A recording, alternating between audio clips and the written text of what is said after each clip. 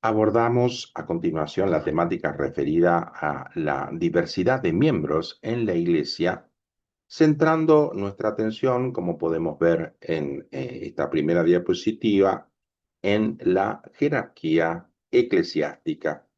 Pero veamos ante todo el conjunto del que la jerarquía forma parte, los fieles del pueblo de Dios.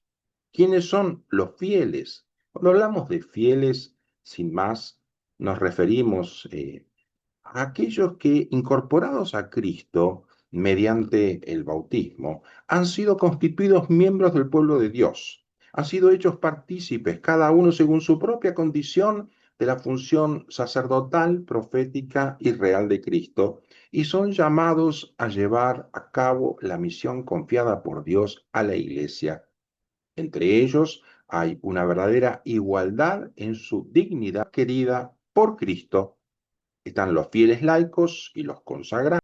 ¿Cómo está formado entonces el pueblo de Dios? En la iglesia, por institución divina, no por una convención humana, hay ministros sagrados que han recibido el sacramento del orden y forman la jerarquía de la iglesia. A los demás fieles se les llama laicos. De unos y otros provienen fieles que se consagran de modo especial a Dios por la profesión de los consejos evangélicos: castidad en el celibato, pobreza y obediencia. ¿Por qué la Iglesia no es una organización democrática? Estamos hablando del pueblo de Dios y estamos hablando de una estructura jerárquica. Entonces, nosotros estamos más acostumbrados a las democracias. El principio de la democracia es: todo poder emana del pueblo. Pero en la Iglesia, todo poder viene de Cristo, se origina en Él. Por eso la Iglesia tiene una constitución jerárquica. Al mismo tiempo, Cristo le otorgó una estructura colegial. Dimensión jerárquica, estructura colegial. Vamos a ver que este binomio es sumamente importante. La palabra jerarquía proviene del griego hieros, sagrado, y arge, principio, origen. ¿eh? Origen sagrado. Eh, la jerarquía eclesial se refiere a una autoridad dada por Cristo que confiere poderes de modo escalonado o en distintos grados.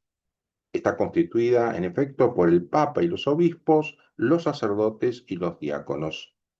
Ellos no son la iglesia. La iglesia es la comunidad de todos los fieles, como hemos visto al inicio. ¿Por qué Cristo entonces instituyó la jerarquía eclesiástica? Cristo, el Señor, para dirigir al pueblo de Dios y hacerle progresar siempre, instituyó en su iglesia diversos ministerios que están ordenados al bien de todo el cuerpo. En efecto, los ministros que posean la sagrada potestad están al servicio de sus hermanos para que todos los que son miembros del pueblo lleguen a la salvación. De manera que Cristo instituyó la jerarquía eclesiástica con la misión de apacentar el pueblo de Dios en su nombre. Es un verbo que nos habla del pastoreo, de los pastores. Y para ello le dio autoridad. La jerarquía, ¿m? A esta jerarquía, ¿no? Le dio autoridad. La jerarquía está formada por los ministros sagrados, obispos, presbíteros y diáconos. Gracias al sacramento del orden, los obispos y presbíteros actúan en el ejercicio de su ministerio en nombre y en persona de Cristo cabeza. Cristo cabeza de la iglesia, y ellos lo representan con su ministerio. Los diáconos sirven al pueblo de Dios en la diaconía, palabra que significa servicio, en la diaconía de la palabra, de la liturgia y de la caridad. En la jerarquía eclesiástica destaca la figura del obispo, que tiene la plenitud del sacramento del orden sagrado. La palabra obispo proviene también del griego episkopein, observar, mirar algo desde arriba. El obispo observa no para controlar como el mal patrón, sino para cuidar como el buen pastor. El obispo es un sucesor de los apóstoles, ejerce el gobierno de una diócesis, una iglesia particular, la iglesia de San Miguel de Tucumán, por ejemplo, o la iglesia de Concepción. Pero como miembro del colegio episcopal, cada obispo participa de la solicitud por todas las iglesias particulares, bajo la autoridad del Papa. Esto tiene que ver con esta dimensión colegial de la que les he hablado. Los obispos tienen que ser, ante todo, apóstoles, testigos fieles de Jesús, que los ha llamado personalmente a su lado y los ha enviado. De este modo llevan a Cristo a los hombres y a los hombres a Cristo. Esto se realiza mediante la predicación, la celebración de los sacramentos y el gobierno de la Iglesia. ¿Mm? Como sucesor de los apóstoles, el obispo ejerce su ministerio con su propia autoridad apostólica. No es un comisionado o una especie de asistente del Papa, sino que actúa junto con el Papa y bajo su autoridad. ¿Mm?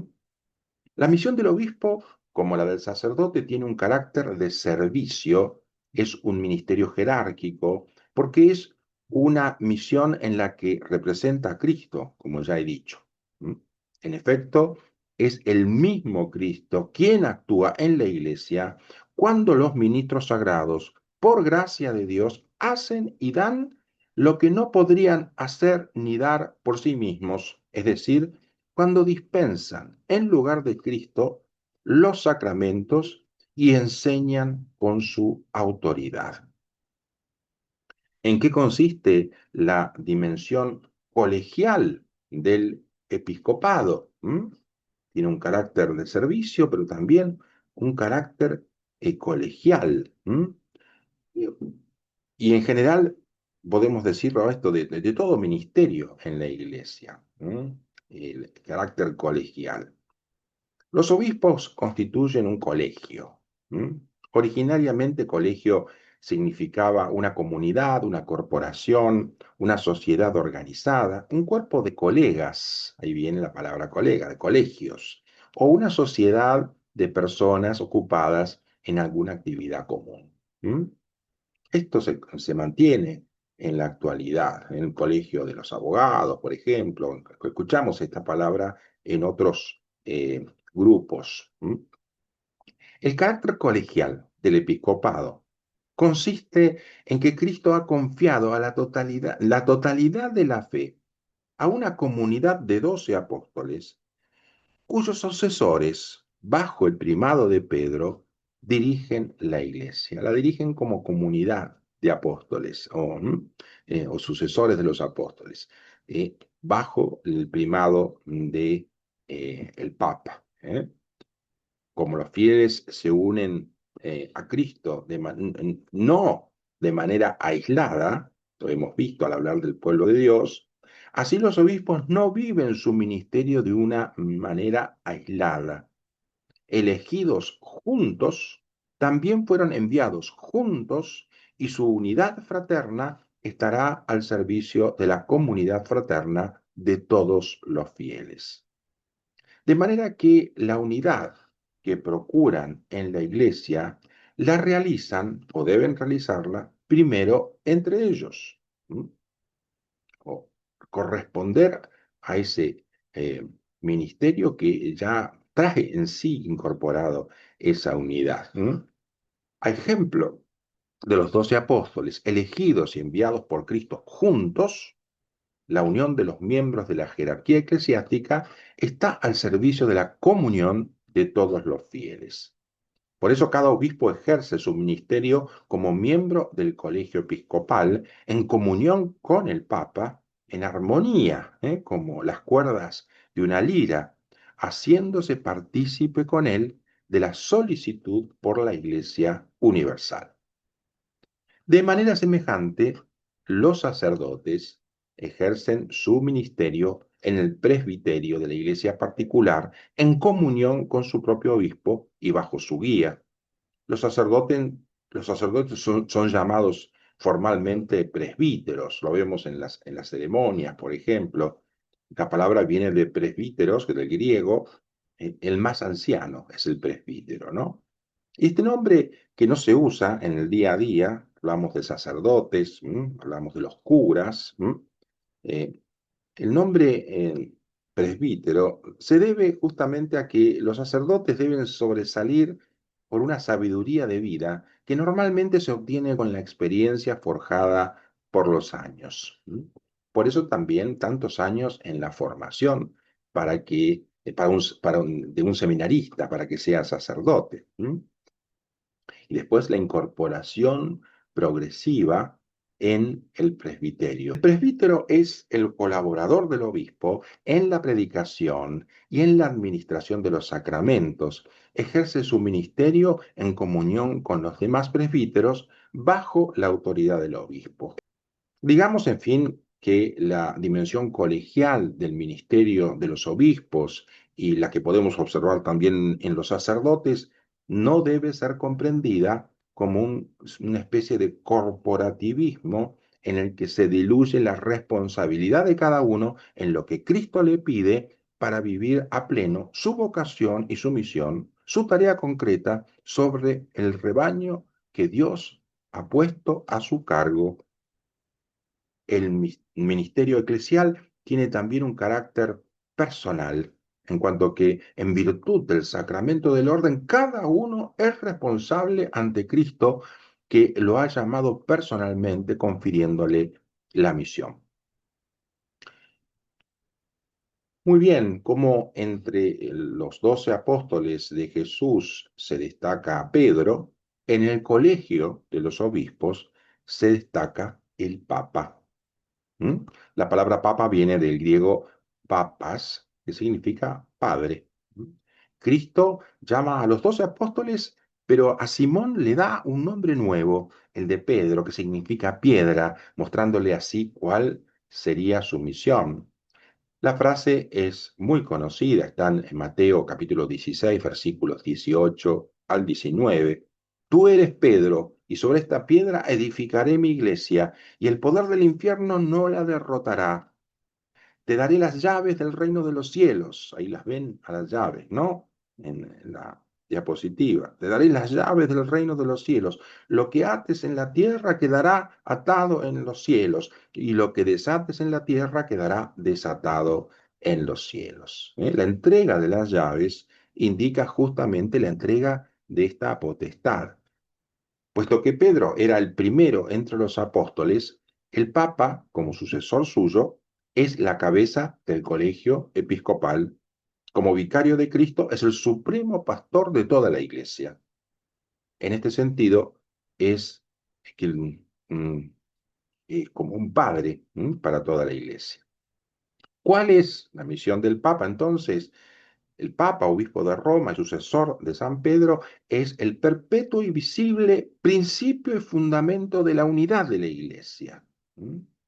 Es el vicario de Cristo, cabeza del colegio de los obispos y pastor de toda la Iglesia, sobre la que tiene por institución divina la potestad plena, suprema, inmediata y universal. Su potestad o autoridad es plena porque abarca todos los aspectos de la vida de la Iglesia. Es suprema porque es la más alta. Es inmediata porque puede ejercerla de modo directo. Y es universal porque se extiende a la Iglesia en todo el mundo.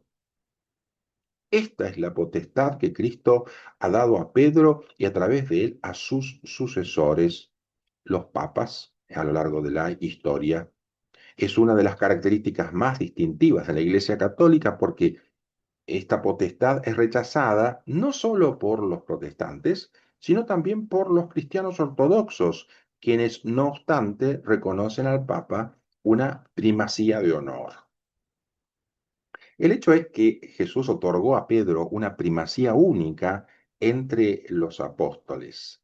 Esto le convirtió en la autoridad suprema de la iglesia primitiva.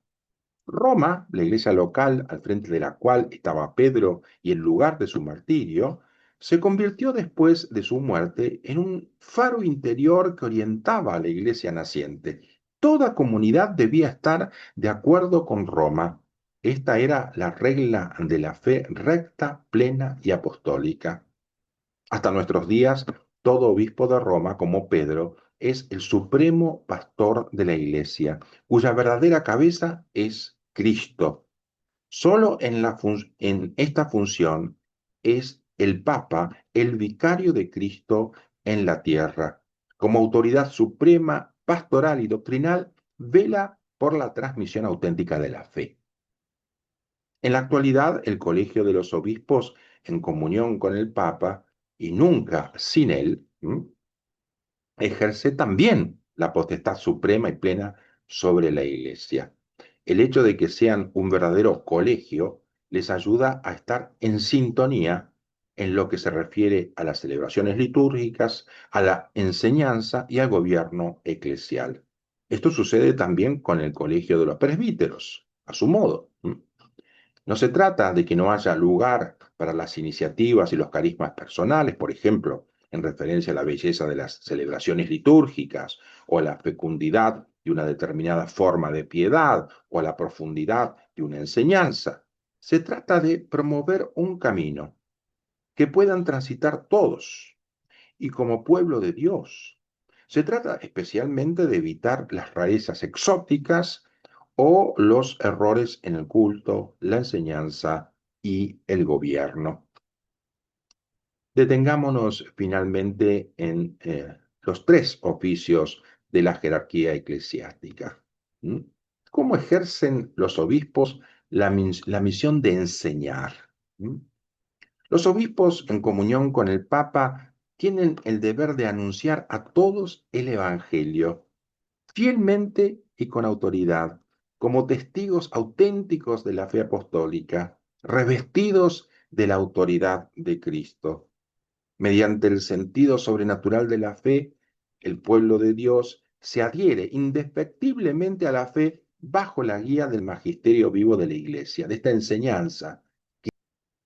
Este magisterio puede contar con el magisterio de la Iglesia, puede contar con una especial asistencia divina que denominamos eh, em, justamente infalibilidad. Esta, una especie de garantía de que lo enseñado está exento de error. ¿Cuándo se da esta garantía? ¿Cuándo se ejerce la infalibilidad del magisterio, de la enseñanza? La infalibilidad del magisterio se ejerce cuando el romano pontífice, el Papa, en virtud de su autoridad de supremo pastor de la Iglesia, o el colegio de los obispos en comunión con el Papa, sobre todo reunido en un concilio ecuménico, cuando sucede todo esto y proclaman con acto definitivo, de modo solemne, una doctrina referente a la fe o a la moral. Por ejemplo, el dogma de la Asunción de María proclamado por el Papa Pío XII solo, ¿eh? O en los concilios ecuménicos, el concilio de, por ejemplo, de Constantinopla, que nos habla del Espíritu Santo. Y también cómo ejerce este magisterio, la infalibilidad del magisterio, cómo se ejerce. También de otro modo, cuando el Papa y los obispos, en su magisterio ordinario, concuerdan en proponer una doctrina como definitiva. Por ejemplo, la enseñanza sobre la ordenación sacerdotal reservada a los varones, que Juan Pablo II declaró doctrina definitiva de la Iglesia. Todo fiel debe adherirse a tales enseñanzas con el obsequio de la fe, el obsequio de la fe, la actitud de entrega de la fe. Claro que la asistencia divina es también concedida a los sucesores de los obispos, a los sucesores de los apóstoles, cuando enseñan en comunión con el sucesor de Pedro, aunque sin llegar a una definición infalible y sin pronunciarse de una manera definitiva. Proponen, en el ejercicio del magisterio ordinario, una enseñanza que conduce a una mejor inteligencia de la revelación, en otro nivel entonces. A esta enseñanza ordinaria los fieles deben adherirse con un espíritu de obediencia religiosa, que, aunque distinto del asentimiento de la fe requerido para el otro tipo de enseñanza, es una prolongación de él. ¿Mm? Entonces, si no adhieren a esta enseñanza que es más eh, ah, menos consistente, por decirlo así, por ser, no ser un dogma de fe, eh, no van a pecar entonces por ser herejes, si no adhieren a ella, pero corren el riesgo de cometer una grave imprudencia. Por eso hay que tener mucho cuidado con las críticas a la enseñanza del magisterio. Pueden hacer mucho daño al corazón propio y de los demás. Para concluir, digamos una palabra sobre la función de santificar y gobernar de los obispos. Los obispos ejercen su función de santificar a la Iglesia cuando dispensan la gracia de Cristo mediante el ministerio de la palabra y de los sacramentos, en particular de la Eucaristía, la misa, y también con su oración personal, su ejemplo y su trabajo. ¿Cómo ejercen los obispos la misión de gobernar? La respuesta a esta pregunta aglutina, de algún modo, todo lo que hemos dicho en esta lección y nos permite entonces cerrarla. Cada obispo, en cuanto miembro del colegio episcopal, ejerce colegialmente la solicitud por todas las iglesias particulares y por toda la iglesia, junto con los demás obispos unidos al Papa. El obispo, a quien se ha confiado una iglesia particular, gobierna con la autoridad de su sagrada potestad propia, ordinaria e inmediata, ejercida en nombre de Cristo, buen pastor, en comunión con toda la iglesia y bajo la guía del sucesor de Pedro. Pero él tiene